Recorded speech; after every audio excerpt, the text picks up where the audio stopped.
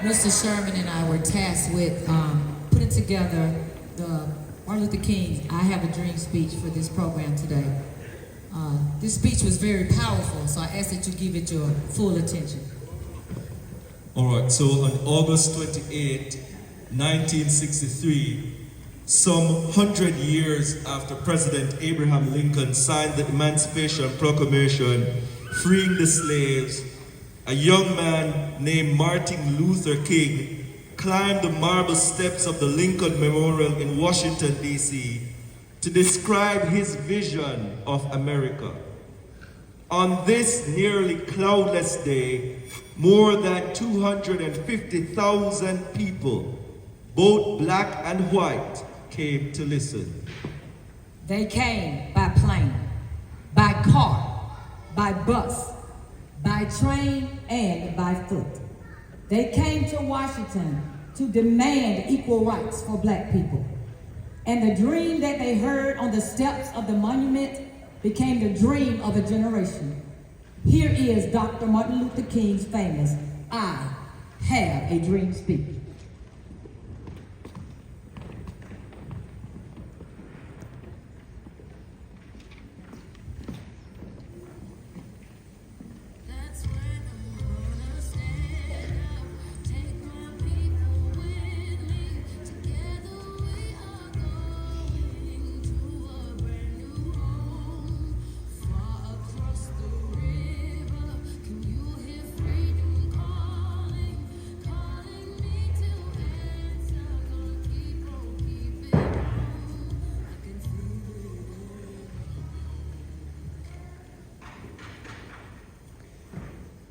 I still have a dream.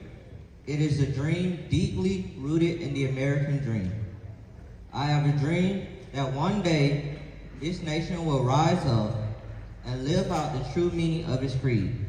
We hold these truths to be self-evident, that all men are created equal.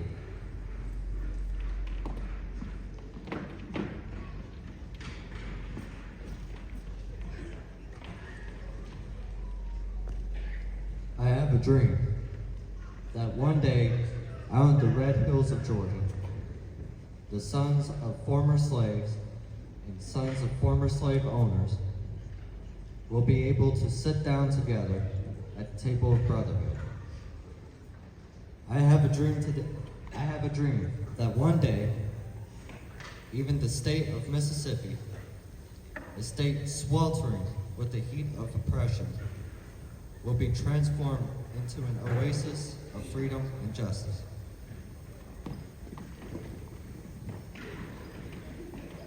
I have a dream that my four little children will one day live in a nation where they will not be judged by the color of their skin, but by the content of their character. I have a dream today.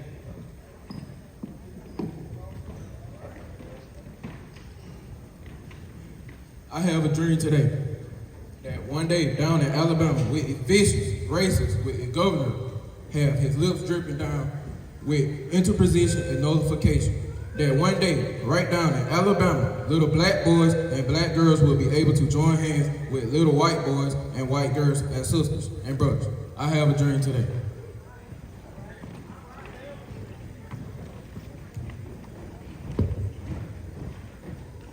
I have a dream that one day every valley shall be engulfed, every hill shall be exalted, and every mountain shall be made low.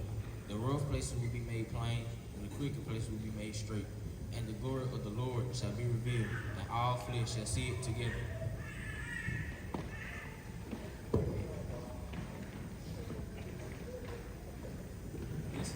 This is our hope. This is the faith that I will go back to the South with. With this faith, we will be able to hew out of the mountain of despair a stone of hope.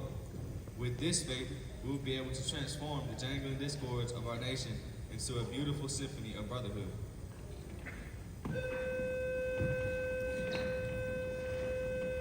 With this faith, we'll be able to work together, to pray together, to struggle together, to go to jail together, to climb up for freedom together, knowing that we will be free one day. This will be the day when all of God's children will be able to sing with new meaning. My country tis of thee sweet land of liberty, of thee I sing, now where my fathers died, now pilgrim pride from every mountainside. let freedom ring. And if America is to be a great nation, this must become true. So let freedom ring from the hilltops of New Hampshire. Let freedom ring from the mighty mountains of New York. Let freedom ring from the heightening Alleghenies of Pennsylvania. Let freedom ring from the snow-capped Rockies of Colorado. Let freedom ring from the curvaceous slopes of California. But not only that, let freedom ring from the stone mountains of Georgia. Let freedom ring from every hill and molehill of Mississippi and every mountainside. Let freedom ring.